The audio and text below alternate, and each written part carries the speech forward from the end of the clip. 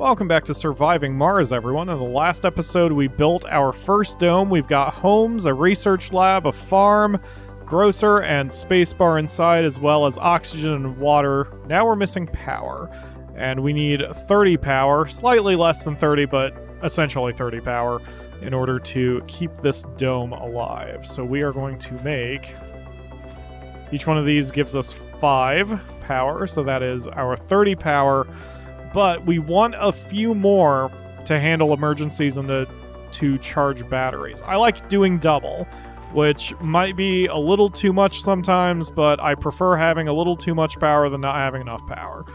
So like that there, that will be enough power to get us going. And the drones are on their way. We have plenty of metal for the situation.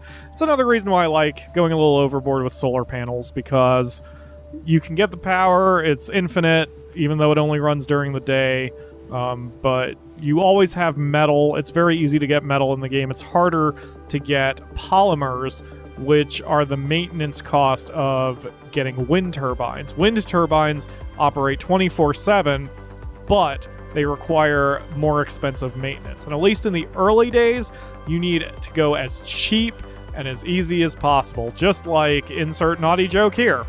But that is also why I've learned after 2 colonies, I need to create, or I need to put the large solar panels for my concrete makers as far away from the concrete makers as feasible. I usually put the solar panels directly next to the concrete extractors, but that's not good. Power lines don't require maintenance costs. They only require to be repaired if they are struck, but they can be covered with as much dust as we want them to be covered with.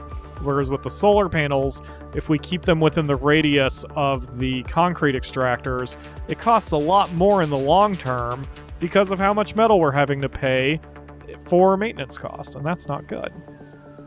So the drones have almost finished what they are doing here. I'm going to trust that they're going to get it done in a day, because it takes 1 day for your rockets to travel. Oh, wait a minute. We don't even have any rockets to begin with. We need to send one back home. So Gabriel 1 is on its way. Bye, rocket. It is on its way. It will take 1 day to get home, and then it'll take another day to get back, at which point we will be able to bring in some people. So there's not really much more I can do until then. I'm going to continue driving RC Transport number 1 around to gather more and more metal, and then we can go from there. So here is a time skip for you. For me, it's going to be a bit longer.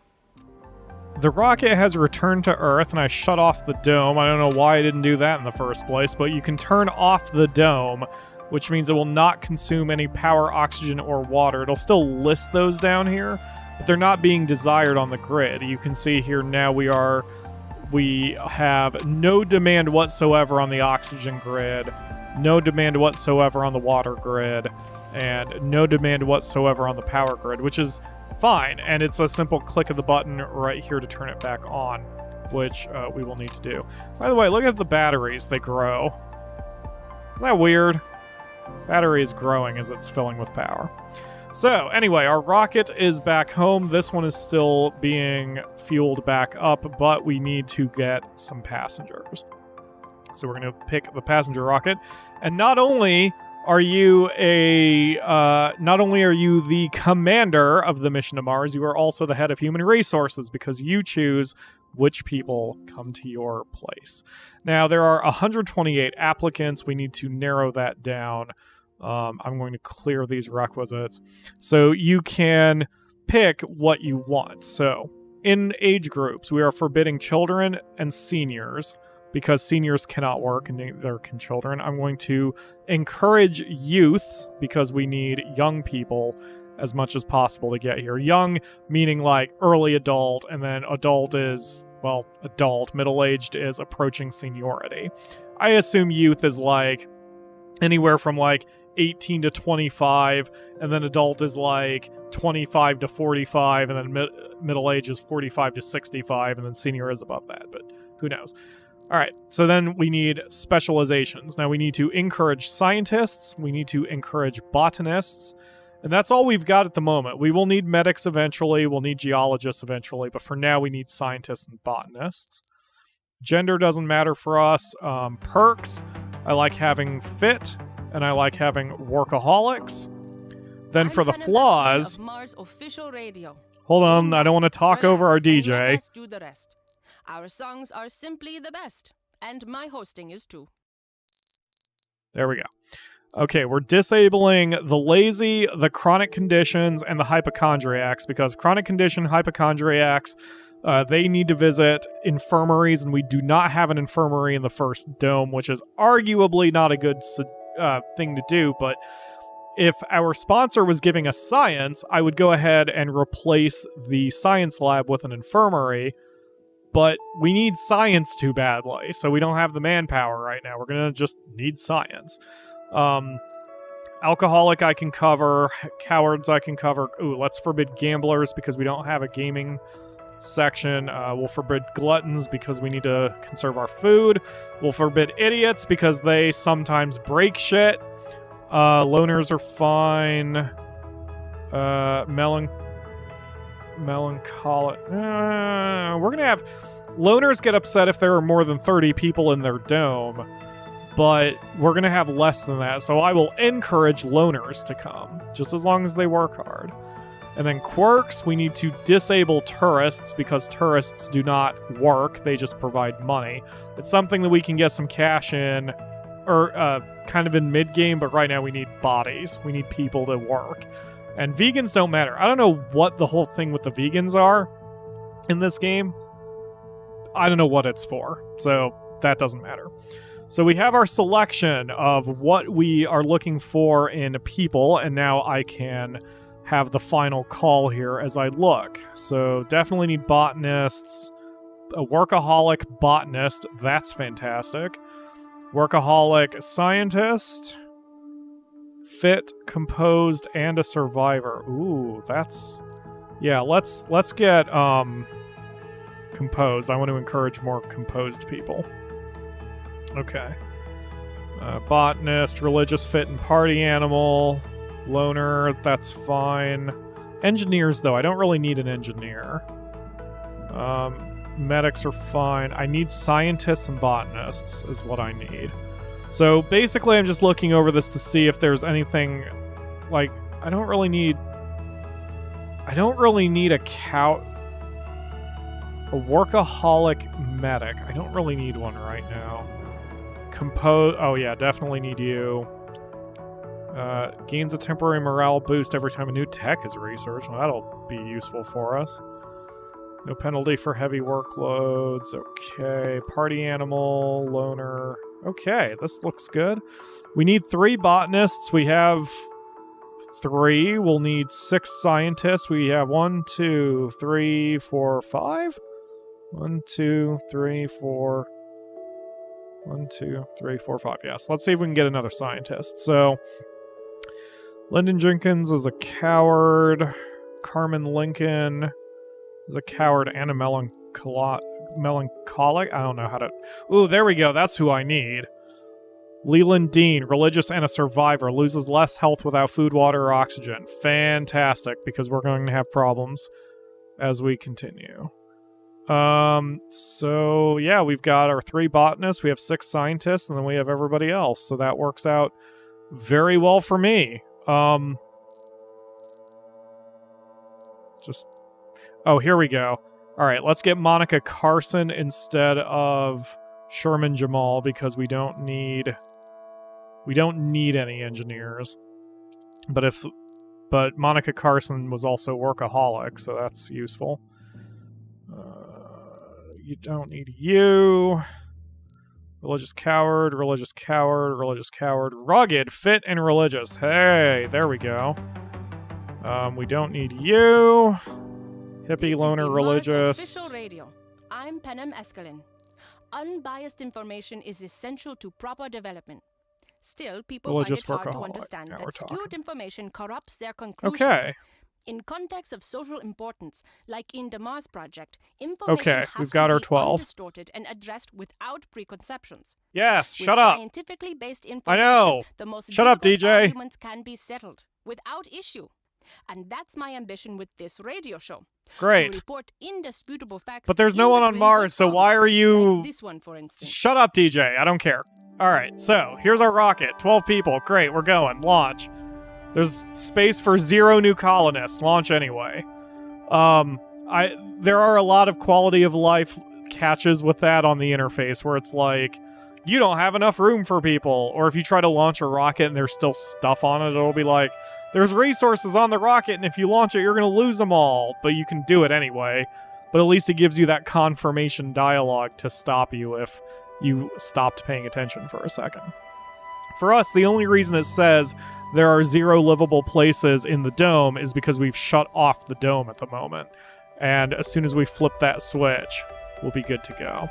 So I'm going to speed up time until the rocket gets here, and then we will go from there.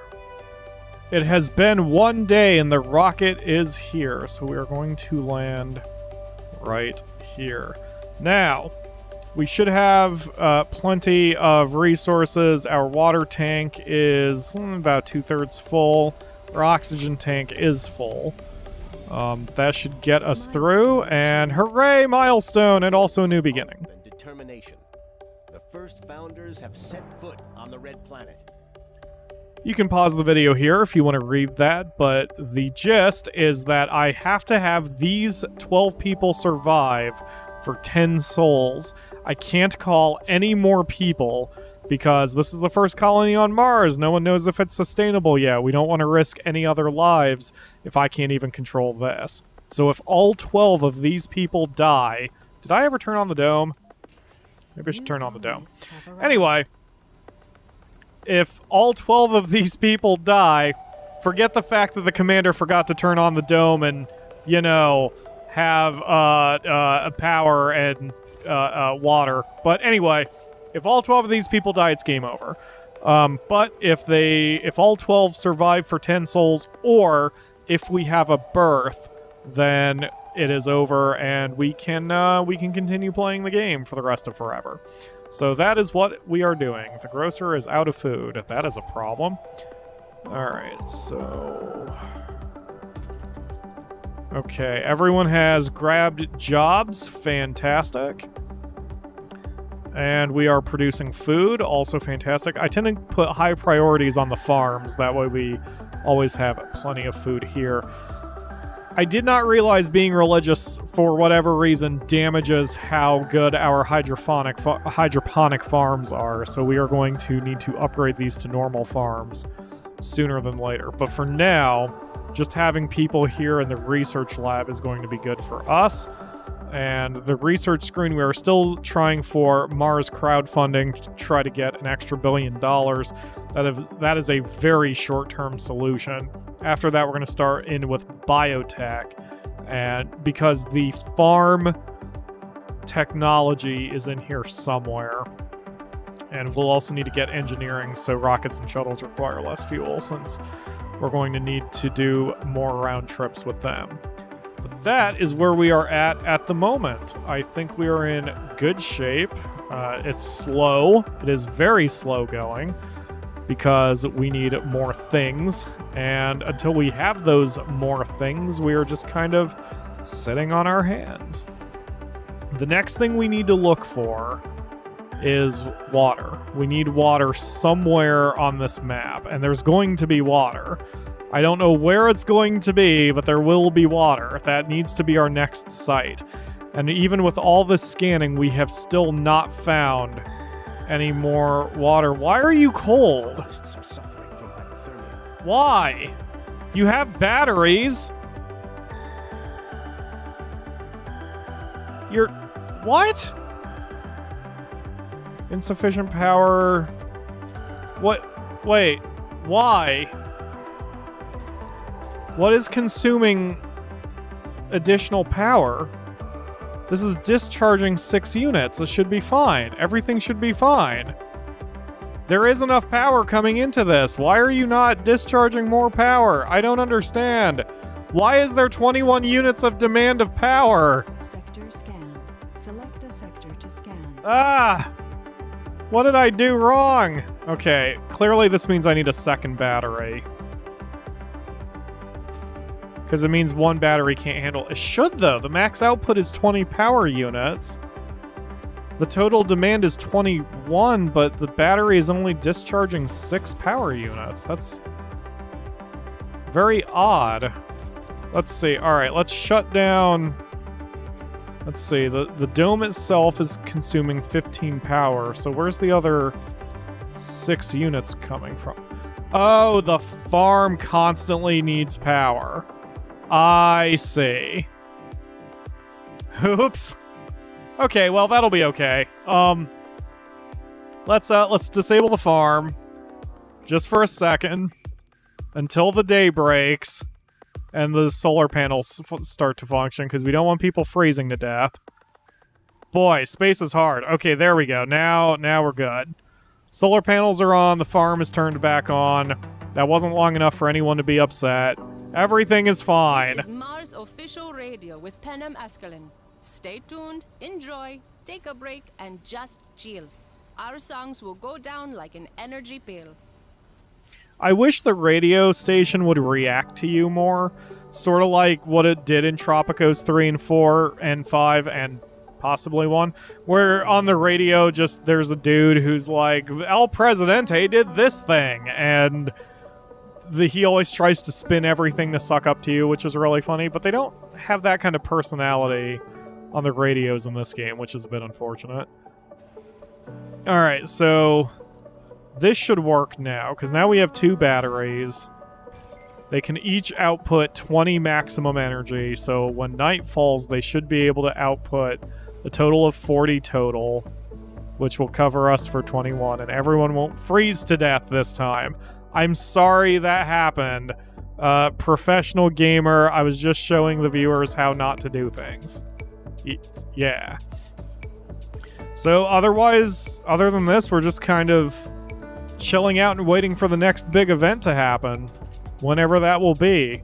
I'm going to time skip until we have something worthy of chatting about. Well, that's good to see. Sector B3 has found water, which got us some resource points, which got us $1 billion because it finished our technology. So lots of things just happened with that. So since we have water over here, it's got 12,000 units of water, which is quite a bit. That's pretty doable. So we're going to set up our second dome in Sector B3. So I'm going to start scanning the sectors immediately around B3, and we're going to have to set this up. So the next, this is actually really good because that's within range of a rare metals too. Alright, this will be our next area that we'll set up a dome, but it's still going to be another 7 souls before we get there. What we can do in the meantime is set up a... I'm trying to think if I should do it. We could set up a small operation to produce more fuel from here, just for the short term. It's probably good to do it, to be honest, because then we can get, well, yeah, but then that's such a weird decision to do, because it's taking us forever to get our rockets refueled. So the next technology we will learn is this one, Advanced Martian Engine, so it stops costing us so much fuel. Yeah, that should do it. Yeah, that'll be good for now. And then, so what we're going to do with the second dome, which will be placed here, it'll be a dome that will produce fuel and metals and food, hopefully. That'll be its main source. It's gonna, man, I hate having the domes that far apart because it really taxes what our little transport vehicle can do. But it may be necessary. So in the next episode, I'm going to run some numbers, and I will probably call in a couple vehicles to help us out with the next part of our Mars mission while we continue the countdown for the Founder stage. We only have 7.5 days left, and then we can bring in people whenever we want. So our colony is a mild success so far.